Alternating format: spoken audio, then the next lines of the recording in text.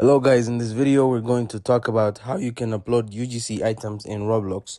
But before we begin, don't forget to hit the subscribe button. Alright, so let's get started. First of all, open any type of preferred browser on your PC or laptop and search for Upload UGC Items Roblox. After that, open the official website and there will be some requirement your account must meet in order to be able to upload assets. If you just scroll down towards the bottom of the page, and you can see that there is an article on how you can upload an asset, and there are all of the steps mentioned in order to do that. But first, you must need to learn about the marketplace guidelines. Simply go to this embed and you can see that there are all of the guidelines mentioned, so make sure to not upload any assets that goes against the community guidelines of Roblox. After you have completely read them, open a new tab on your current browser and search for Roblox.com. Click on the Create tab at the top of your screen and select the Avatar Items tab. Now just upload the asset, set its name, description, and upload it. After uploading it, open it again and put it on sale. Then set the amount you want to sell it for.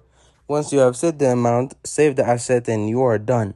That's how you can upload UGC items in Roblox. If this video is helpful, don't forget to like and subscribe.